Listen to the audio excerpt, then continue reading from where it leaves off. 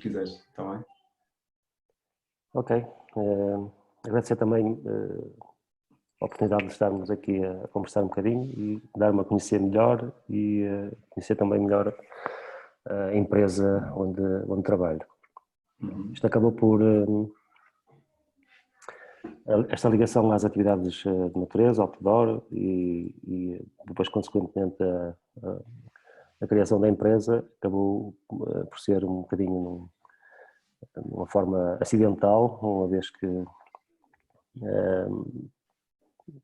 eu corria ou praticava atletismo até aos 19 anos, depois deixei, depois só uma fase mais tarde, a partir dos 30 e tal, é que comecei-me a mexer e comecei a fazer atividades nos Amigos da Montanha e com excesso de peso, tinha acabado de deixar de fumar e apanhei um gosto bastante grande por as atividades outdoor, pela montanha, e longe de mim saber que meia dúzia de anos depois, ou 7 ou 8 anos depois, poderia estar a viver deste hobby, deste desporto espetacular, que é fazer atividades na natureza. Depois disso, acabei por começar a colocar desafios a mim próprio e na necessidade de me preparar para essas mesmas atividades, comecei a treinar bastante e nada melhor que a corrida, porque já o fazia antes e sempre gostei muito de correr e começava a disputar também a nível internacional e mesmo nacionalmente provas com cada vez mais distância. No calendário nacional existia um circuito de cerca de 20 provas, mas todas elas bastante curtas, chamadas corridas em montanha. Depois começou-se a importar o conceito de trail e ultra trail, isto em 2006, 2007, e foi aí que eu dei o grande salto e comecei a participar nessas provas, comecei a perceber que tinha uma resistência fora do normal e comecei logo a fazer pódios e a ganhar provas e bom, foi por aí acima e as coisas foram acontecendo naturalmente. À medida que ia conseguindo participar em provas no estrangeiro, comecei a tentar aprender, a tentar importar o que se fazia de bem lá fora e a criar os meus próprios projetos cá em Portugal para dinamizar também esta modalidade cá e poder ganhar algum dinheiro também com isso.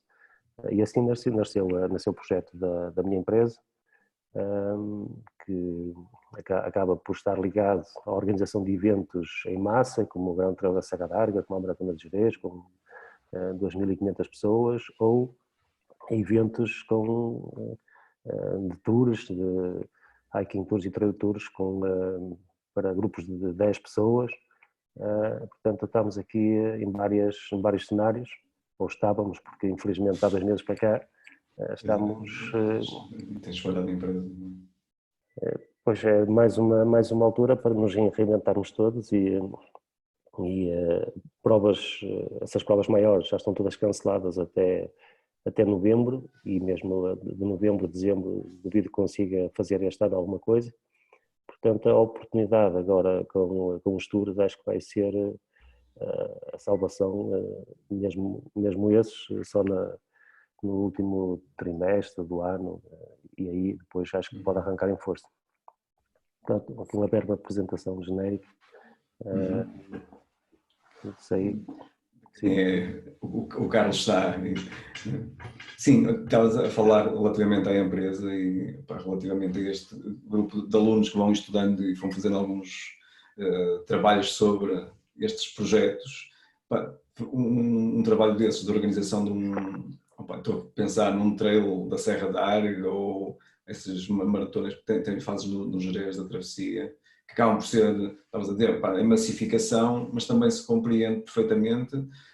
Às vezes, apesar de eu não concordar com essas massificações desses espaços naturais, e acho que às vezes também não, por isso é que eu sei que deves ter sempre uma forma de controlar bem também esse impacto, mas é muito compreensível, porque sei lá, dentro de uma parque do Penedo da Gerês, toda a parte da hotelaria, que vive muito deste tipo de turismo da natureza, trabalha cerca de 3 meses forte e depois o resto do ano estão quase 9 meses sem grandes atividades. Por isso, este tipo da tua empresa pode ajudar muito, às vezes fora daqueles 3 meses, de levar gente para esses locais. Pode ajudar e ajuda, Sim, e sim. eles estão a viver neste momento uma situação bastante complicada, e os nossos eventos, era ali um burst brutal de energia, eram quase todos concentrados no primeiro trimestre e no último, portanto fugíamos sempre às alturas que eles tinham lá mais gente. De referir que todos os percursos que nós usamos, ou praticamente todos, só entramos em zona de parque ou zona de proteção, e proteção de grau 1, no limite máximo, com grupos até 100 pessoas. Nunca aquelas provas de 1000 pessoas andam bastante longe dessas zonas. E eu acho que é possível vender o Parque Nacional sem se estar nesses pontos mais sensíveis. Sim, sim. Portanto, quem nos visita, estar no Pé de Cabril ou estar na Calcedónia, é exatamente a mesma coisa.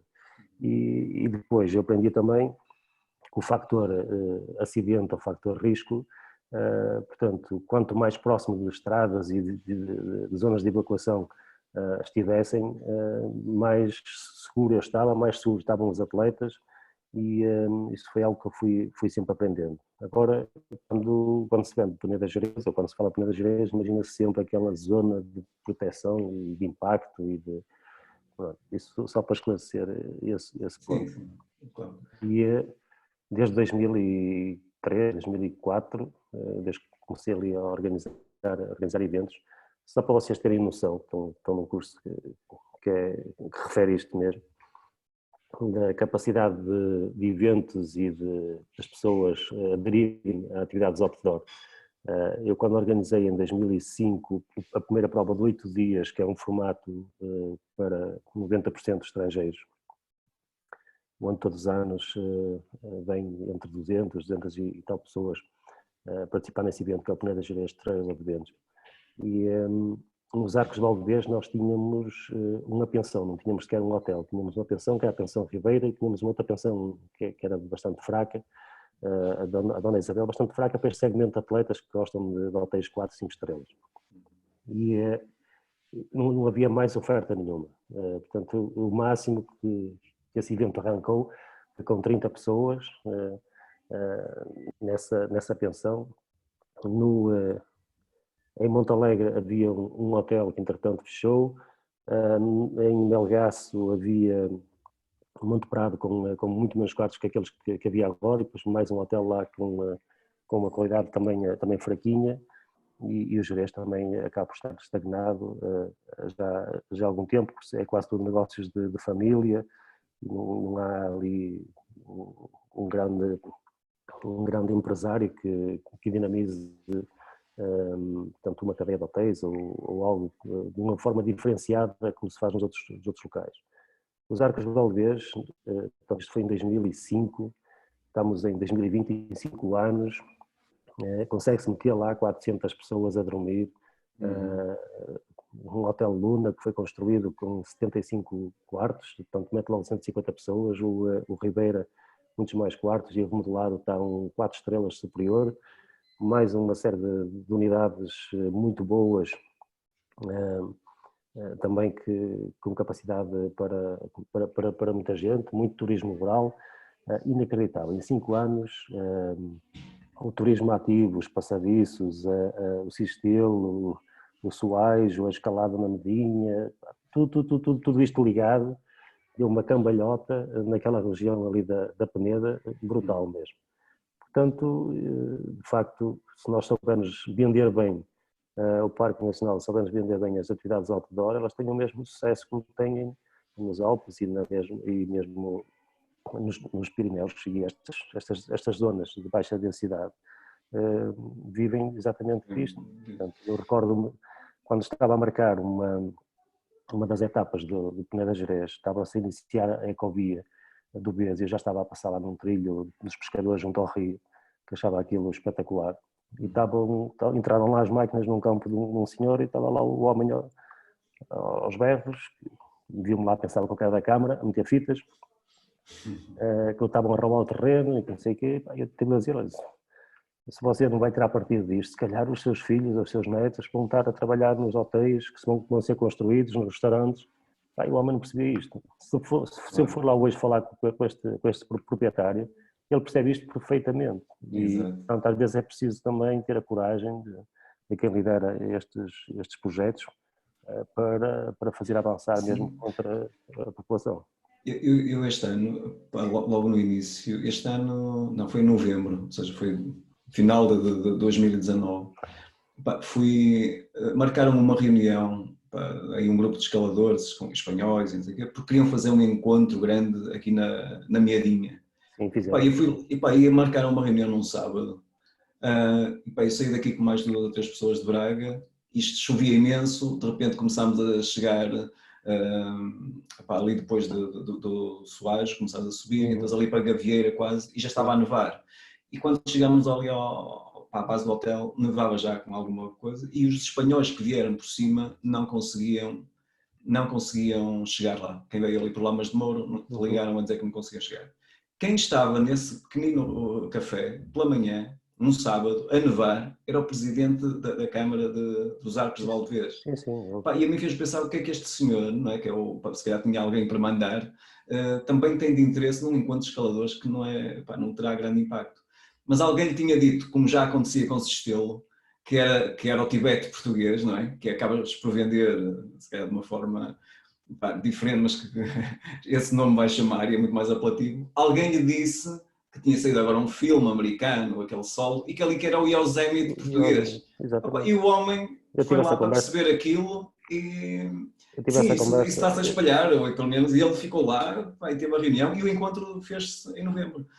E era uma coisa, um nicho muito pequeno, mas... Eu tive essa conversa com ele e disse-lhe que o território dele não pode viver só de trail. Agora, o trail está a ser um sucesso, mas não pode ser só isso. Tem que ter BTTs, tem que ter escaladas, tem que ter... Tem o Rio, o português, normalmente, quando uma atividade começa a funcionar, vai tudo para a mesma coisa. Não é isso. Nós temos que diversificar e dar o máximo, explorar ao máximo o que o território tem. E, de facto, eu acho que tens feito isso com a tua empresa, não é? Não estás só... Eu lembro-me quando, não sei se foi a primeira que fizeste, pelo menos foi a primeira que eu participei na Serra d'Arga, há uns anos. Não sei se foi a primeira assim que tinhas organizado lá. Ainda estávamos em contacto nessa altura e lembro-me de ter ido à Serra d'Arga, não é? Mas tu não estás só limitado...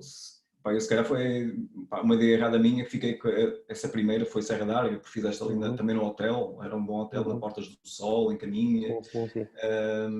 E isso depois esticou-se também para outros locais, não estás só ali. Acho que também fazem Penacova, certo? Ou seja, já vais tocar ali perto no Douro, faço o Douro todo também.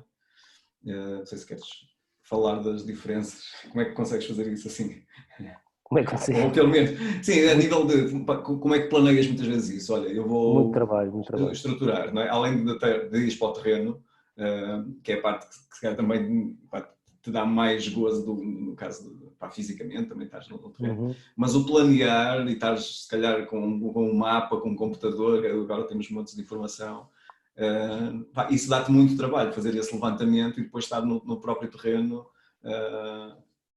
e com essa gestão de hotéis, de gente, logística, nada disso é simples ou fácil, não é? Nós este ano tínhamos 8 eventos desses grandes, competitivos, depois tinha mais uns 15 trail tours, desde Açores a Portugal continental, todos, mais um que ia lançar na Madeira também. E os trail tours são sempre para grupos de até 30 pessoas máximo, mais outros tantos hiking tours. Só a nível de exploração da área diferente, estamos a falar para aí 3 a 4 mil quilómetros de percursos diferentes. Portanto, só o levantamento do terreno e o estudo de todos estes treks, quando há muita informação na net, como tu dizes, mas depois é preciso e ver se aquilo está viável, se está limpo, se as condições estão de facto ótimas.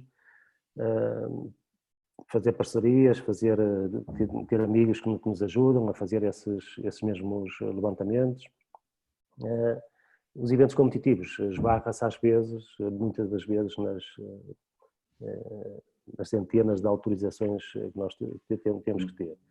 E depois há muitas questões que quando se vai com um grupo de 10, 15, 20 pessoas não há problema, mas quando se mete fitas e quando se põe 1000 pessoas lá a correr, em que o presidente da junta ou alguém da aldeia diz esse caminho é público, depois a gente mete-se lá para o meio de uma quinta.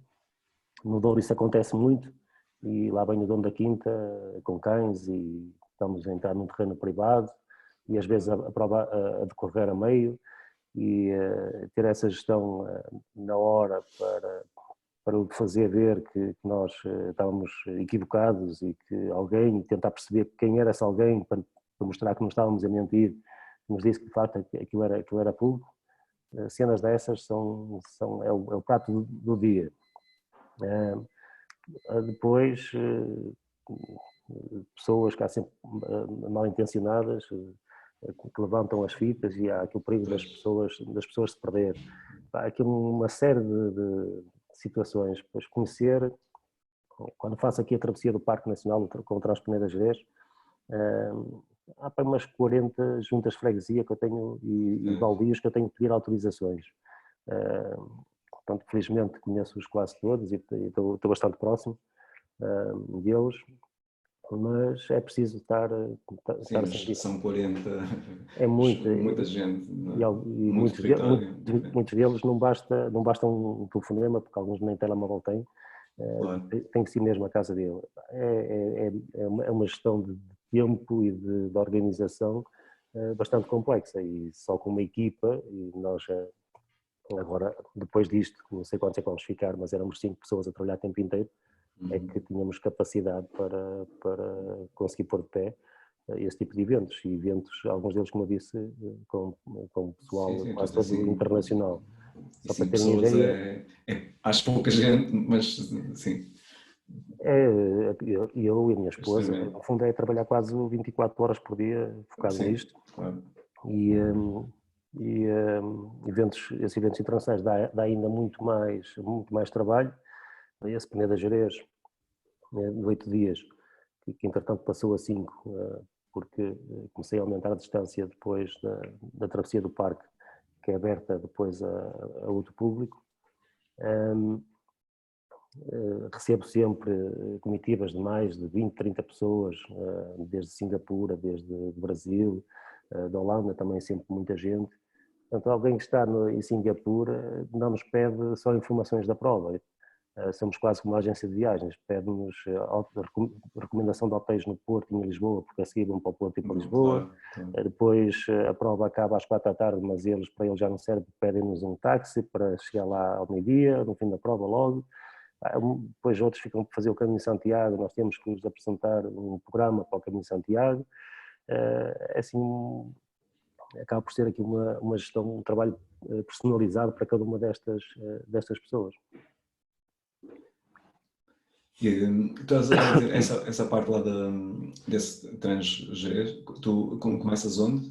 Não é circular? Não, todos os anos mudamos. Varias também, não é? Todos os anos voltamos os trajetos, porque mesmo assim entre 20% a 30% das pessoas repetem 2, 3, 4, 5 vezes. Já criaram aqui laços de família quase entre eles e é quase como as férias deles, com eles aqui a fazer isto. Olha, tinha visto, por exemplo, daquelas curiosidades que vamos falando, mas... Os alunos, se quiserem colocar questões também. Sim, se quiserem ir perguntando, ou entretanto vou tirar aqui, eles não estavam com os microfones ligados, pedia só para ligarem de vez em quando, senão estamos sempre a ouvir ruídos de fundo. Mas podem fazer perguntas, se não quiserem fazer dessa forma, basta escreverem e, entretanto, vamos aqui lendo. Estavas a falar há pouco para pedir essas autorizações e falar com o Presidente da Junta. Eu lembro-me, quando andávamos nos anos 90, havia o diretor da Escola Nacional de Montanhismo, era um militar, não sei se chegaste a conhecer, assim, era um militar de carreira, e ele marcava alguns percursos pedestres, aqueles que eram primeiros homologados, com aquelas... como é que se chama? Com aqueles pinos de madeira, aqueles primeiros que começaram a aparecer. Sim, sim. E ele dizia-me, quando chego a uma aldeia, a primeira coisa que faço, quando começam a arranjar problemas desses, de me verem ali a passar no terreno, vou falar com o padre. E falo com o padre, explico-lhe a situação, ele, aceitando, vai colocar logo isso. Porque algumas freguesias, é como tu dizes, acabam por ser extremamente pequenas e é difícil falar diretamente só com só com o presidente da junta, e às vezes nem estão muito virados para aí, não é? E então ele usava isso como... eu achava piada, mas no fim, sim, funciona, não é? O padre acaba por ter alguma influência e se ele aceita, vai dizer a toda a gente. E outra questão é, imagina, durante o período de verão, aqui o Gerês, por exemplo, estamos a falar aqui desta zona aqui no norte, tem muita gente, não é? Vamos falando aqui com alguns mais conhecidos que estão ligados à parte da hotelaria ou parques de campismo, por exemplo, temos uma taxa de ocupação extremamente alta, sempre acima dos 90%, e durante o resto do ano, já aos 9 meses, são ali cerca de 30% e muitas vezes nem isso, sabe? Mas, por exemplo, na Serra da Estrela, acaba por ser o contrário, ou seja, o fator meteorológico acaba por ter, se calhar não são os 3 meses, mas há um grupo grande, a partir de janeiro, quase a março, de ter ali muita afluência por causa da neve e do acesso rápido a esse local da neve, com uma pista de esqui, mais ou menos, mas que existe. Mas depois, durante o ano, tem também outro problema. E também sei que organizam lá alguns trails agora e por aí. E como é que vês um bocado essas questões? Tipo, o fator meteorológico, de repente, que nos pode condicionar por chuvas e por aí, mas duas regiões de montanha em Portugal e acabam por ter aqui... Não é o fator meteorológico, é a falta de cultura das pessoas usufruir da montanha, porque elas vão no inverno à Serra da Estrela para fazer ski, vão muito poucas, vão todas de carro comprar os enchidos lá acima à torre, não é? Exato. E ver a neve e tocar na neve. Exato. Acontece exatamente a mesma coisa em Monte Alegre, lá em cima como é que se chama? No Ecomuseu? Não, no ponto mais alto, esquece-me o nome agora lá da Serra. Serra de Larouco. Serra de Larouco. Sim, exato. Desde que eles fizeram, por causa da volta a Portugal, terminar lá em cima na Serra, alcatroaram a estrada, está lá acima. Agora aquilo, sempre que o município mete uma foto da neve, aquilo é filas e é problemas. Pois, essa é uma das partes que nós dizemos, também neva aqui no Gerês, o problema é que não conseguem, problema entre aspas, é que as pessoas não vão lá de automóvel, não é? É muito mais difícil. Exatamente. Mas na Serra da Estrela, sim, fizeram uma estrada a passar pelo topo e claro. Mas à medida que os portugueses vão de facto cultivando, ou vão aumentando este gosto pela natureza, pelas caminhadas, por desportos em montanha, isso vai-se mudando e falavas há pouco da Serra d'Arga, eu treinava muito na Serra d'Arga, que é a serra que está aqui mais próxima da minha casa, e via de vez em quando um turista estrangeiro lá a caminhar. Hoje, difícil, mesmo durante a semana, é difícil eu ir lá fazer um treino de 3, 4 horas e não ver ninguém. É muito raro o dia, portanto, desde grupos estrangeiros, desde atletas ao fim de semana, 40, 50, 60 pessoas a treinar em São Lourenço da Montaria e a Senhora do Minho. Portanto, nós vamos mudando aos poucos esta mentalidade e não estamos a crescer assim tão lento quanto isso, porque na altura em que eu comecei, e foi mais ou menos na altura em que também tive contacto contigo, isto não vai há muito tempo, estamos a falar há 15 anos. Eu faço contas pelo mais ou menos o casamento aqui e que aconteceu logo a seguir a isso. É inacreditável a revolução que isto em 15 anos teve.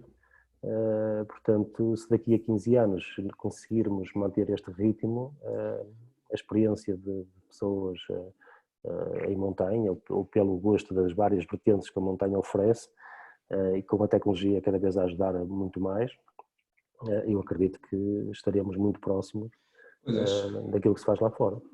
É isso, eu acho que o manter, que é alguma parte do que acabas por estar a fazer, também acaba por ir educando um público que não é só os participantes, mas são todos aqueles que estão à volta, não é? E aqueles, principalmente, tanto a população local como a parte das infraestruturas, seja da hotelaria ou desse tipo de restauração, percebem que isso é uma mais-valia. E eu lembro-me no início, a meados dos anos 90, andava fascinado com o parapente e Linhares da Beira, que tem um castelito em ruínas e só tem um restaurantezito, era a meca nacional do parapente. Cheguei lá algumas vezes e continuo a ter lá um pequenito, mas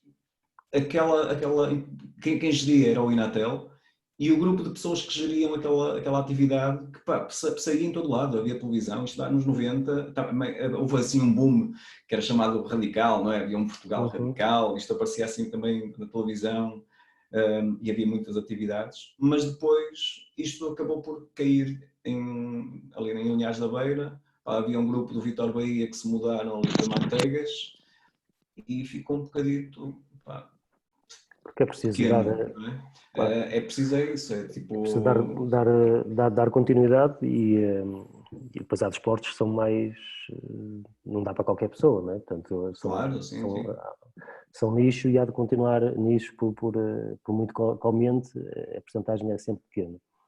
Mas pegando naquilo que é mais fácil de fazer, nas caminhadas, há 15 anos atrás, tínhamos amigos da montanha a organizar caminhadas e entre Barcelos e Braga, eu não me recordo, não tenho assim presente de momento, mais ninguém que pegasse num ou dois autocarros e todos os meses fizesse uma caminhada.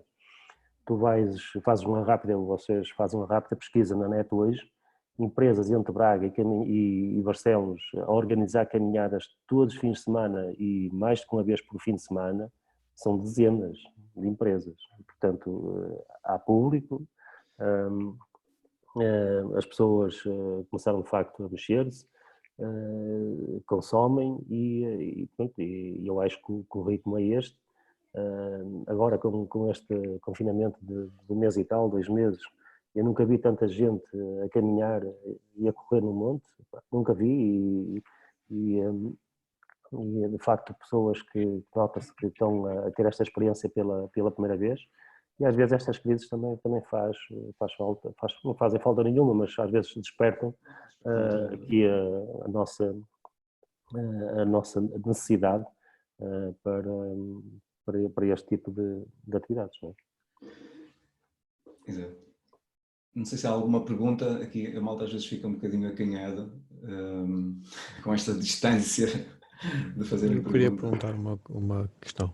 E quem é que está a perguntar? O João. Ok, João. Eu desde novo na escola fazia parte do desporto escolar, ou seja, fazíamos maratonas, não era maratona, mas era do género, meio fundo, corrida, e nunca me despertou aquele bichinho de correr, ou seja, onde é que vem esse gosto de correr? Eu já experimentei muitas vezes, mas nunca consigo ganhar o gosto. Eu queria saber como é que tanta gente de um momento para o outro ganhou o gosto de correr e fazer trail, que foi um boom enorme. Olha, isso é difícil de explicar, não é? Portanto, cada um... Eu sempre gostei de correr, sempre gostei sempre que me lembro, sempre gostei do desafio e da natureza, não devia ser no meio da natureza. Mas também vejo colegas a dizer o mesmo que tu, que sempre detestaram correr e começaram a colocar a corrida como disciplina para si próprio ao início, e hoje é quase como uma droga, portanto já não vivem sem a corrida, e que é aquele momento do dia, aquela hora do dia onde eles conseguem organizar a sua vida do dia, onde conseguem às vezes ter o tempo para eles estarem eles só com eles, refletirem nos problemas, arranjarem soluções, e continuam a não sentir muito prazer naquilo que fazem, mas é aquele momento que no final sentem-se bem é duro, continua a ser sempre duro e vai ser sempre duro, portanto, encontrar aqui o prazer das coisas às vezes é difícil, mas que é facto é que os benefícios são a evidência e há que começar. No caso aqui do João, eu comecei o outro lado, se calhar também nem todos conseguimos estar em todos os desportos ou abdicar de um. Essa parte que eu estava a falar do parapente, a minha ideia inicial era, se calhar vou para a montanha e depois posso andar lá e posso sair de lá de parapente, mas isso obriga-te a treinares muito também parapente e tem outros custos que nessa altura envolvia. E acabas por deixar sempre em benefício daquele que te dá mais prazer, ou tens também se calhar aquele grupo de amigos. E aqui o João faz essa pergunta da corrida, mas eu não sei se ele ia abdicar da bicicleta, porque ele é um BTTeiro, ou não sei se chamas assim, agora estava a brincar um bocadinho, mas possivelmente não iria abdicar de grandes treinos que vai fazer de bicicleta, se calhar para treinar também de uma forma, da mesma forma que se empenha se calhar na bicicleta, no treino. Por isso essa pergunta, ou Pois, porque concilias as duas, aquela paixão que fala por correr e estar sozinho consigo próprio, eu acabo por ter quando ando de bicicleta. São sensações, E com outros, são as mesmas sensações, mas desportos diferentes. exatamente, e outros desportos, não é? O simples caminhar é exatamente a mesma coisa. Agora, a corrida, de facto, é aquele desporto que, para queimar o máximo de energia em menor tempo e acessível ao ritmo que nós vivíamos hoje, portanto, acaba por ser o desporto mais fácil para nós, em menor tempo, conseguirmos, portanto, uma rentabilidade maior do treino. Não é? Tenho muitos colegas que aproveitam a hora do almoço para fazerem a sua corrida portanto, tu na bicicleta precisas de 2, 3 horas para fazer um treino como deve ser, 45 minutos a dar gás a correr, portanto já fazes aí um trabalho bastante grande de treino, não é? Estava a falar, sabe, de ser o fácil, ou mais fácil, tipo, se calhar o acesso também, não é? Mas, Podes fazer em qualquer lado. sim, agora assim de uma forma... Eu lembro que a Sonai, quando entrei para a Sonai, pela Berg, eles criaram uma regra que toda a gente tinha que fazer exercício. Então criaram uma pista no sótão, no prédio em cima, não é sótão, na planta, aquilo não tem telhado, não é? Portanto, o edifício... De um terraço, assim. Um terraço, exatamente, criaram uma pista e o pessoal ia para lá correr e depois tomavam banho no ginásio. Portanto, é possível fazer até nos terraços dos prédios, não é? E viu-se agora com o confinamento as pessoas conseguiam fazer tudo dentro de casa, portanto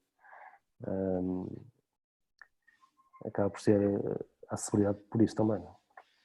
Assim, bem, agora posso estar um bocadinho também perdido e podem ficar com uma ideia a nível do tempo, mas quando acabaste por decidir, ou melhor, quando decidiste formar a empresa e trabalhar nisso, como o teu trabalho, não é? De teres uma empresa que organiza provas neste ano, também já tinhas feito um pouco este percurso de grandes provas e passaste a ser quase a referência, aliás, és a referência nacional do trail. Isso, além de internacionalmente estares muito, muito bem cotado, vamos chamar assim, mas desde que entraste no trail daquela forma e com os teus resultados absolutamente fantásticos, também acabaste por dar aí essa notoriedade, acabaste por ter essa notoriedade e isso foi mais fácil de criares a empresa a seguir, também tinhas se calhar alguma facilidade de chegar aos meios ou mais ou menos por aí, sim. O ser conhecido e o ser reconhecido acaba por ser bastante mais fácil, acaba por ser um aliado. Portanto, eu comecei, por exemplo, o projeto do Douro e o do Jerez, porque foram os presidentes da Câmara que me pediram para fazer. Não tive que andar, não tive que fazer esse trabalho de os tentar convencer. Mas de facto só com o trabalho é que se consegue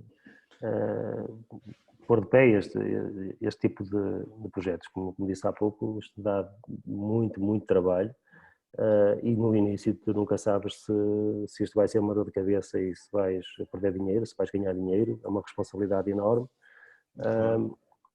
E depois a forma diferente de fazer as coisas, eu recordo que antigamente, quando se organizavam as corridas em montanha, aqui até 2008, 2009, depois em 2010 organizei o primeiro Ultra Trail nos Amigos da Montanha. As provas eram vendidas ou eram dadas a conhecer apenas dentro da bolha dos atletas que corriam. Portanto, havia aqui uma série de provas pelas serras, nós íamos lá participar e depois era-nos entregue um flyer com a data, com os quilómetros, com a prova, do nosso outro colega a organizar noutro sítio qualquer. Às vezes até esses flyers, às vezes até preto e branco, para não gastarem muito dinheiro, não é? Portanto, depois havia também os Facebook que estavam a iniciar ainda, havia muita gente desconfiada ainda no Facebook, havia um fórum, que era um fórum Mundo da Corrida, que era o Facebook da altura, onde toda a malta que corria trocava ali as mensagens e fazia ali as vendas e tudo que estava relacionado com a promoção dos eventos. Eu, quando organizei o primeiro Trail da Serra d'Arga em 2011, quis fazer logo as coisas de maneira diferente e quis logo tentar atingir o pessoal fora destes 200 pessoas que andavam a correr de prova em prova, que eram sempre as mesmas, e à medida que iam nascendo mais provas era difícil nós conseguimos ter um número tanto alto. Se tivéssemos 100 pessoas, que era tanto trabalho para termos ali 100 pessoas. O que é que eu fiz? Contratei um rapaz que fazia vídeos de casamento, levei-o para a serra e tentei copiar aquilo que se fazia no Monte Branco, na Maratona das Areias, vídeos a mostrar aqueles sítios icónicos onde os atletas iam passar, e isto atraía de facto quem corria na estrada, que já eram muitas mais pessoas, para se aventurar no trail, no monte, e depois tentar desenhar os percursos que fossem adaptados a todos. Portanto, tipo uma maratona, uma coisa assim extreme, mas depois os 12 km e os 20 e não sei o quê, portanto algo sem muita dureza, para não assustar as pessoas e para que eles, depois desta primeiro contacto, desta primeira experiência, jurar que nunca mais punham o pé na montanha.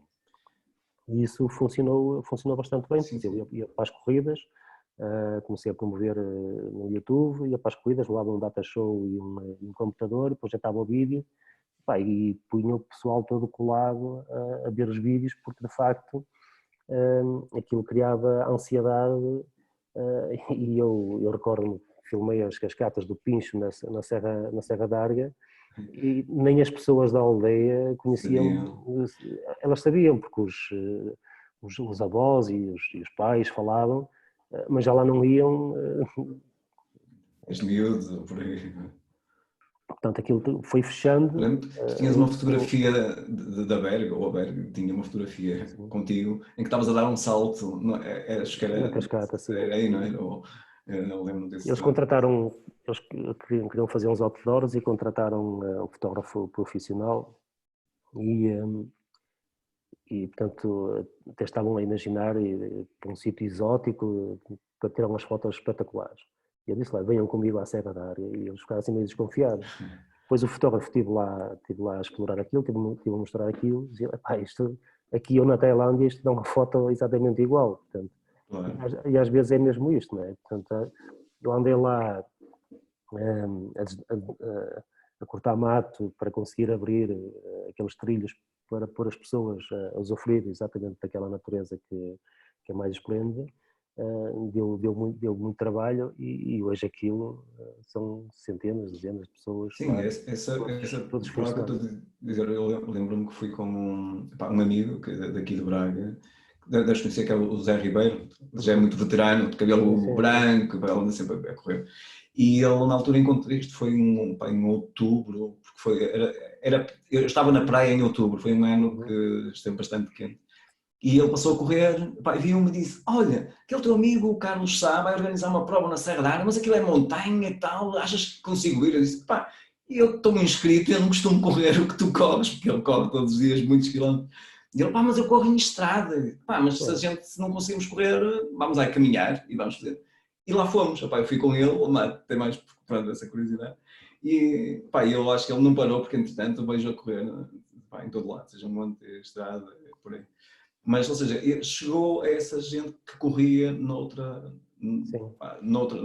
tipo de terreno, não é? Que às vezes estavam um pouco receosos.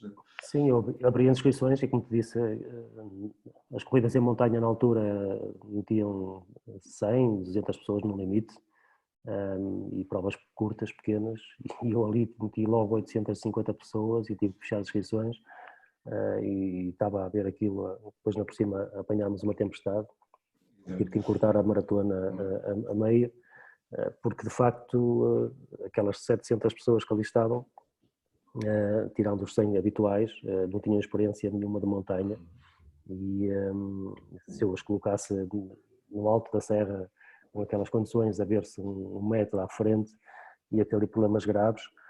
Elas mandavam e-mails tipo: olha, isto tem aqui 5 mil metros de desnível acumular, isto é o que é? Onde é que são os 5 km a subir? Portanto, imaginavam que era uma reta, subir durante 5 km seguidos. Portanto, as pessoas não tinham noção de que são os desníveis. Portanto, mas isto foi-se educando, foi um trabalho de 10 anos e hoje a Associação do Trail tem 8 ou 10 mil associados. Portanto, isto mostra bem a regularidade da malta que anda só na corrida. Portanto, se falarmos no hiking e no trekking, estamos a falar depois há sempre vezes 10, não é? Há sempre aquela gente, principalmente há os que vão correr, mas muitos, não estou a dizer a maior parte, mas muita gente leva a família, ou a namorada, ou a esposa, ou até os filhos que já têm algum... E acabam por esses, não vão correr, mas acabam por... ok, mas eu até se calhar faço a marcha de 10 km, ou 5 km, e está toda a gente ocupada, enquanto uns fazem uma coisa mais dura, os outros... Está lá a família toda naquela região. Ou seja, isso acaba por ser sempre muito benéfico para todos.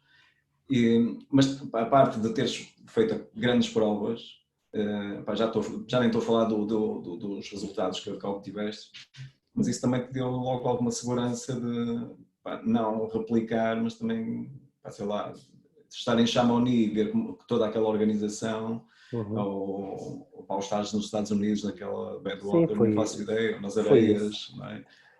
Foi isso ajudou, e eu tentei aprender sempre, como disse no início, e tentei também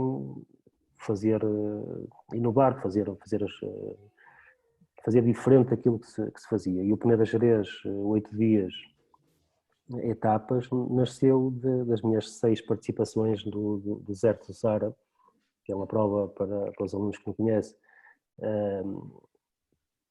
No fundo é o Paris-Dakar dos carros a fazer a correr, portanto nós temos que levar na mochila, temos que correr 250 km, levar na mochila toda a logística para uma semana.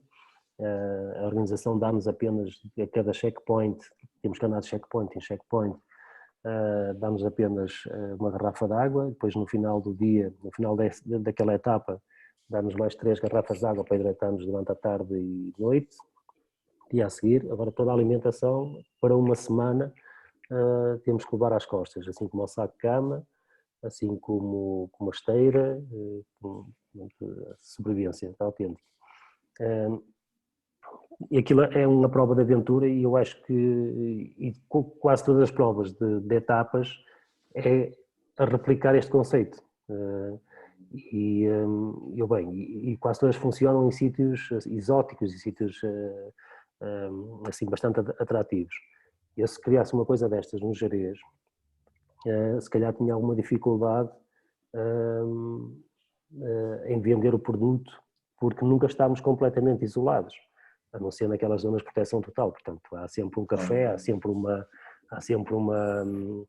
como é que eu vou fazer um acampamento numa aldeia com um café e estou a dizer que aquilo que é autossuficiência, autossobrevivência, né? Portanto não podia controlar. Por outro lado, há aqui todo um lado mais comercial que é preciso desenvolver, e daí nasceu o evento, exatamente a mesma característica de etapas, mas com conforto. Portanto, o atleta chega ao aeroporto e não tem que pensar em mais nada, é só gerir a sua própria corrida, tem o hotel tratado, tem as refeições tratadas. Isto na altura eu não conhecia prova nenhuma assim no mundo, hoje são quase todas assim. Mas na altura era tudo que fosse provas de etapas que eu conhecia, era tudo autossuficiência, até pela capacidade brutal logística que isto obriga as organizações. Não é? Claro. E acabou por ser um sucesso também por esse factor da inovação. Não é? Tem aqui a Júlia, que estava a perguntar: olá Carlos, que tipo de alimentação faz para praticar atividade física? Olha, eu não sou daquelas pessoas mais rigorosas. Tenho colegas que são de facto, contam as calorias que metem, as que gastam. Nunca tive esse rigor. Por outro lado, tenho a felicidade de morar numa aldeia, como disse há pouco, e quase todos os produtos, a grande parte dos produtos são ou aqui na minha horta ou na horta da minha mãe, é quase tudo caseiro, assim como as carnes, praticamente só como carnes brancas, desde pato, coelhos e galinhas, portanto é quase tudo, não, é mesmo tudo criado em casa, ovos, portanto é tudo uma alimentação baseada, o peixe também, vou à Púlia comprar sempre, raramente compramos peixe no supermercado ou congelado, portanto tenho esses cuidados normais, mas nunca aquele rigor obcecado que muita gente tem.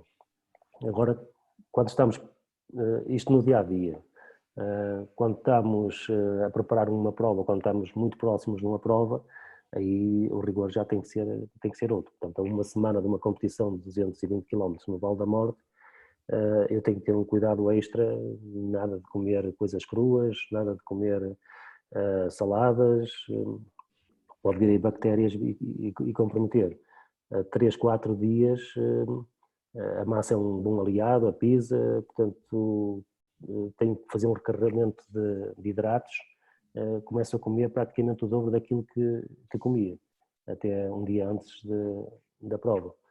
Portanto, dessa forma conseguimos recarregar os músculos com glicogênio extra para depois, durante 24 horas a correr, termos essa energia de reserva, porque nós a correr nunca conseguimos ingerir nem metade das calorias que estamos a gastar.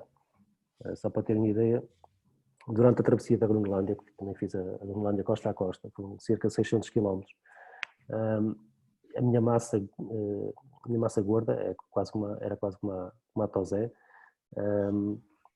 andava ali na casa dos 7%, e a nutricionista disse-me: vais ter que aumentar isso pelo menos para 10, 12, porque não consegues comer, portanto aquilo é autossuficiência, não é? Portanto temos que levar um terminal com toda a logística, nós não sabíamos se íamos demorar 12 dias, 15, mas levámos comida só para 12 e depois para nos obrigar a fazer, e depois se as coisas começassem a correr mal, começávamos a racionar ainda mais essa mesma comida, até pelo volume e peso que tínhamos que arrastar durante aqueles quilómetros todos, e eu comecei a comer o dobro, porque ao ritmo que nós treinámos é muito difícil ganhar peso, e de facto depois 3 ou 4 dias antes de partir fui fazer novos testes e estava com 15% de massa gorda, e eu bem, estou lixado, que isto também vai custar a fazer com tanta gordura no corpo. O que é certo é que depois de fazer essa travessia e depois de 3 ou 4 dias aí a assaltar os restaurantes todos nos hotéis, a comer como um desgraçado, quando fui novamente fazer os testes estava com 2%. Portanto, provavelmente se eu não faço este upgrade de massa gorda, ia ter problemas graves de saúde e não ia comprometer a travessia, porque o dispêndio de energia, nós apanhamos quase sempre vento e muitas vezes de frente.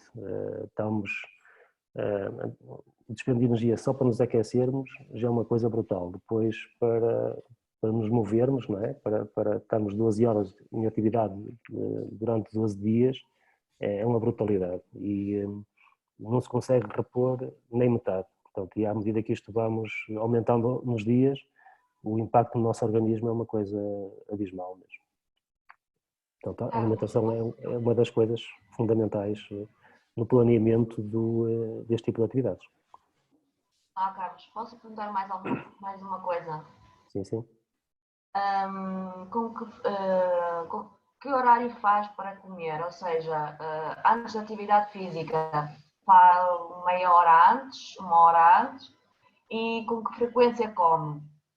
Ou seja, se come um pequeno almoço, come um almoço, lanche, Sim, nos seus dias habituais. Imagino que agora estava a preparar, que não é o caso, mas estava a preparar para daqui a uma semana uma dessas provas grandes. Comer várias vezes, pequeno almoço, todos os lanches, como eu dizia há pouco, a quantidade eu mesmo nesta fase sem estar a competir, estes últimos 10 dias estou a fazer uma média quase de 40 km diários a correr, quase, porque houve aqui 3 dias que não cumpri com esses quilómetros, embora ontem fizesse 60 km. Portanto, isto dá um dispêndio de energia entre as 2.500 a 3.500 calorias por dia, só na corrida, depois fora toda a atividade do dia a dia. Portanto, para repor toda esta energia, para os músculos não começar a sofrer, temos que comer bastante, e comer bastante é comer muitas vezes ao dia, de facto. Essa é a melhor opção. Sendo que a melhor fonte acaba por ser os hidratos, não é? Muita massa, arroz, pão, a fruta também é fundamental porque tem bastante açúcar e são açúcares bons, naturais. Já agora, aproveitando só, se calhar, a alimentação, que a Júlia estava a perguntar, se calhar não sabem, se podias explicar um pouquinho, porque eu também não sei. A parte do trabalho que te dá, a nível de logístico, é o trabalho da tua empresa. Ao montares uma prova, e já nem estou, se calhar, a dizer de uma transpeneda, porque deve ser uma loucura. Como é que tu alimentas, entre aspas, os atletas? Ou seja, durante a prova tens vários abastecimentos onde o atleta chega para não ir carregado, não é? Ele vai poder comer e beber, mas é preciso... agora do outro lado, que é o atleta vai só correr e quando chegar a um ponto ele vai poder comer, beber, porque alguém, que no teu caso a tua empresa neste momento, montou vários pontos de abastecimento.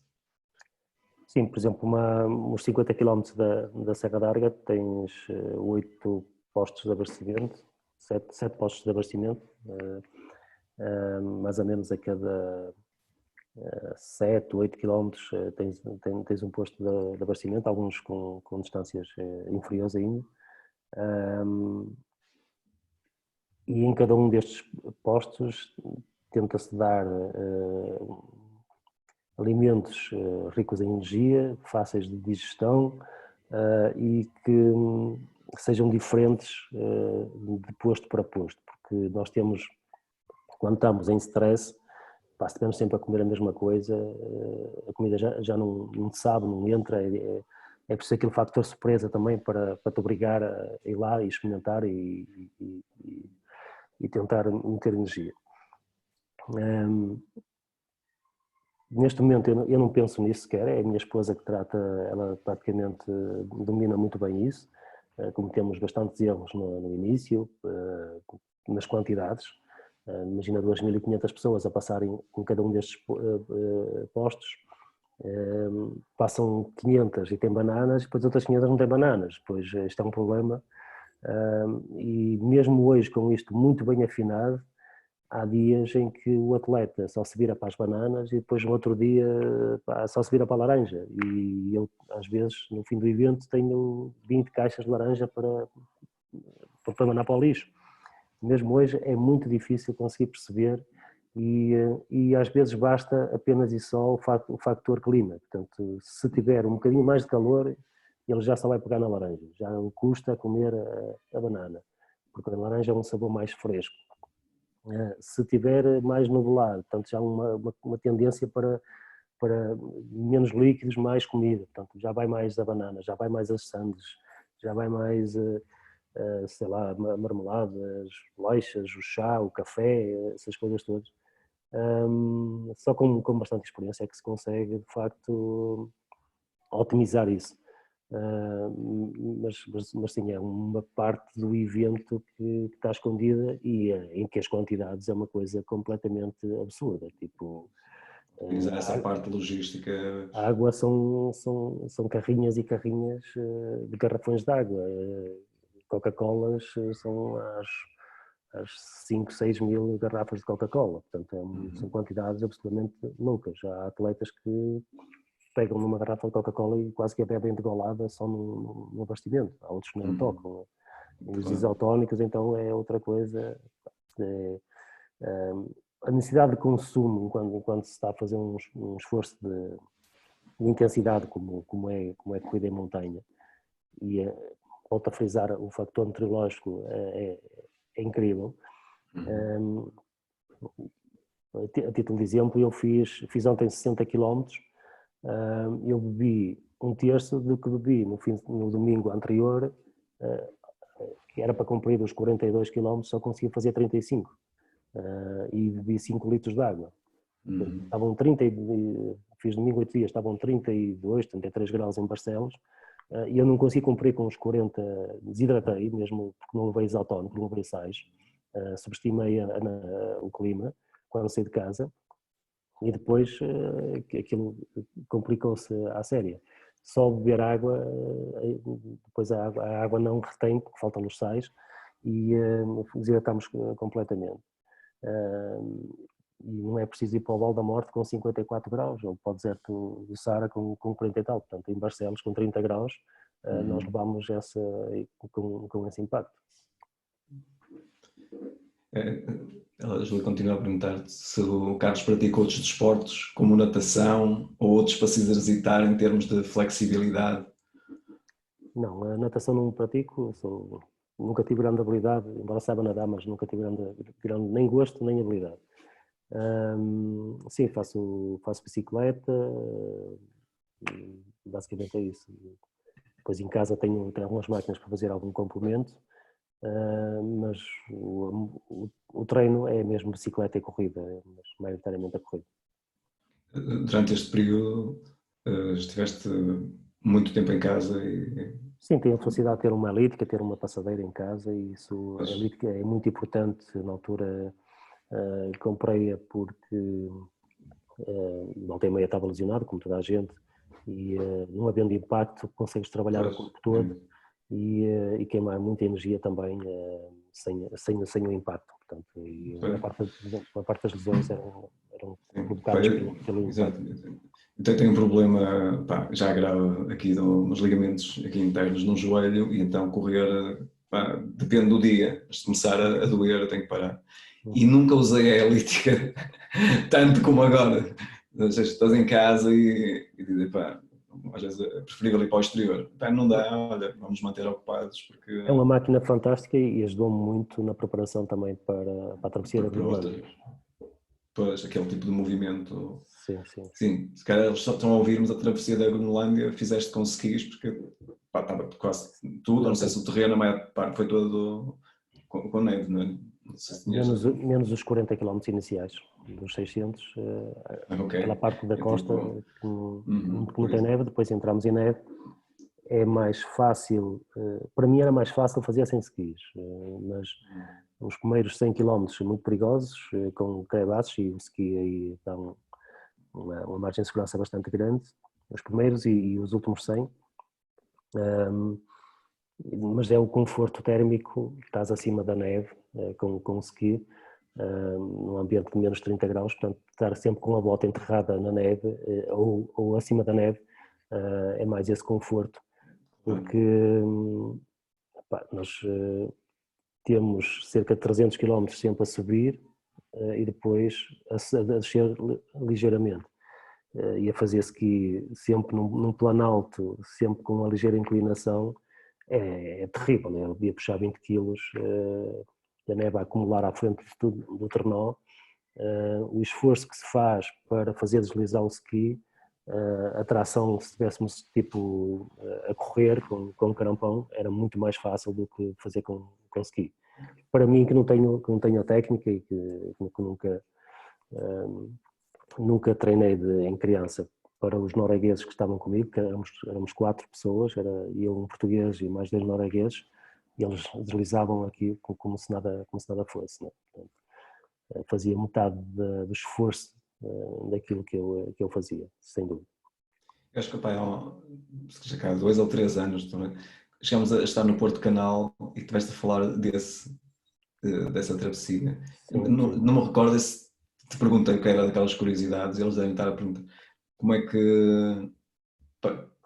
que treinaste só a parte técnica do ski? Não se treina. Não se treina. Aqui é praticamente impossível. Fiz uma prova no Minnesota, nos Estados Unidos, para toda a LNEP, também 200 e tal quilómetros. Fomos 3 ou 4 vezes à Noruega fazer tipo uns campos de treino com estes colegas noruegueses, e basicamente foi isso. Foram 2 anos de preparação para este desafio. Alguém que raramente pisa neve e que não sabe esquiar, se conseguiu preparar minimamente. Comprei uns skis de rodinhas, um ski road, e ali para as ecobias, e entre Valença e Esposende, no máximo daquelas partes que a ecovia está feita, fazia ali umas tiradas, fazia isto sempre de manhã bastante cedo, entre as 5 da manhã e as 10 da manhã, e mesmo assim, sempre que se atravessavam pessoas à frente, como aquilo não tens técnica para trabalhar com as rodas, a roda com ski, nós abrimos e conseguimos trabalhar. Com as rodas não se consegue, é preciso uma técnica muito especial, porque a roda tem uma aderência muito grande àquele piso, e sempre que vais tentar torcer um bocado, espalhas-te logo e é toda a gente a rir-se, e as quedas ali não são nada boas. Deves conhecer o Zé Teixeira. Ele é Nuno, ele faz triatlo e também tem uma pequena empresa de corrida. Ele há uns anos ligou-me, como sabia que estava mais ligado ao alpinismo, e ele ia participar numa prova que a Federação passou a ter uma equipa, porque o Nuno Caetano e outros estavam em Chamonix e andavam muito de ski. E ele fazia ski de pista, mas nunca tinha subido uma montanha, usando piolé, aquelas partes técnicas. E ele estava preocupado com isso, porque tinha experimentado uma prova e tinha esse problema técnico que eu nunca usei uns crampons, nada. Então estivemos em Gredos um fim de semana e eu apresentei a um amigo que também ia lá, e acabou por depois ele ir lá dar umas voltas de ski e fazer umas travessias, e ele lá continua com isso. Por isso é que estava a pensar, não temos formação, também há muito pouca gente depois a se calhar meter-se nisto em Portugal, porque também não temos terreno. Mas às vezes para estas provas é pensar, se calhar falar com com o Sá ou com alguém que já experimentou e que sabe como fazer, é melhor do que existir alguma formação específica que na realidade não vai ter gente. Não é? Sim, e tentar nos adaptar, não é? Eu com este tipo de treino consegui preparar tanto todo o corpo, não é? E consegui, exige muito da parte superior, e eu a correr só exijo da parte inferior, e mesmo assim sofri muito mesmo. Eu, ao fim de 12 horas de ski, quando conseguia quando me deitava na tenda e conseguia relaxar, eu depois já não tinha capacidade de levantar o meu próprio braço só para mudar, portanto fazia um esforço.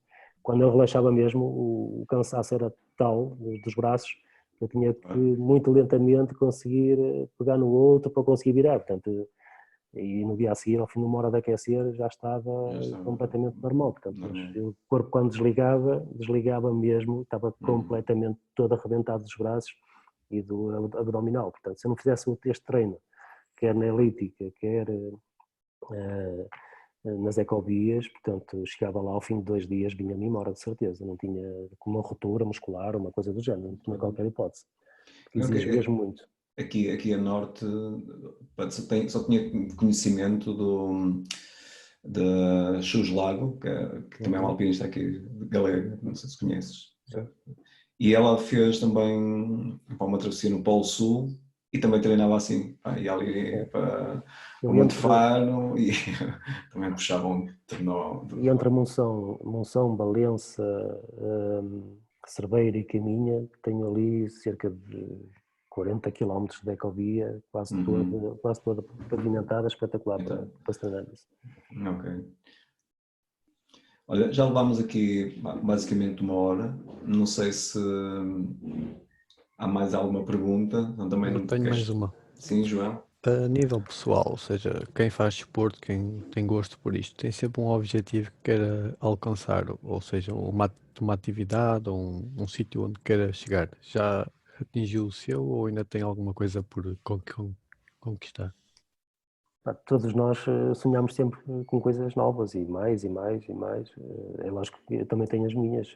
Agora o tempo vai passando, a idade vai passando também e às vezes temos que ir na realidade. Se eu conseguia fazer eventos ainda grandes, essas provas míticas, mesmo a nível mesmo de escaladas, de alpinismo, tudo bem. Se não conseguir, também já fico muito satisfeito com tudo aquilo que fiz, porque quando comecei nesta aventura há 15 anos atrás, longe de mim imaginar que podia chegar ou podia ter feito tudo que já fiz até hoje. Mas todos os dias continuamos aqui a sonhar e a tentar concretizar novos projetos. E de tudo aquilo que já fez, qual foi para si aquele maior? Olha, pela diferença aqui a travessia da Groenlândia, sem dúvida. Ter subido o Aconcagua também, uma forma como eu fiz, também me marcou bastante e acabou por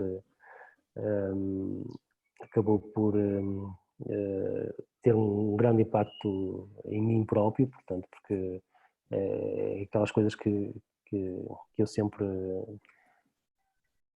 gostei de fazer, e depois aqueles eventos brutais como Monte Brancos, como Badwater, como as 6 vezes no deserto do Saara, como essas travessias no Minnesota, Alasca, por aí fora. Portanto, foram tantas e tão diversas como na Amazónia. Preenchem-me muito e é difícil conseguir eleger uma que seja melhor que a outra, porque pela diferença são coisas espetaculares. Eu dei por mim para me obrigar a estar sempre ao mais alto nível, a colocar desafios, pegar nestas provas que eram mediáticas, que me davam uma notoriedade bastante grande e que saíam sempre bastantes notícias, dei por mim a colocá-las às vezes todas no mesmo projeto, no mesmo ano, para tentar ver como é que o meu corpo reagia. E imagina, estive na selva da Costa Rica em fevereiro, estou a falar de um ano só.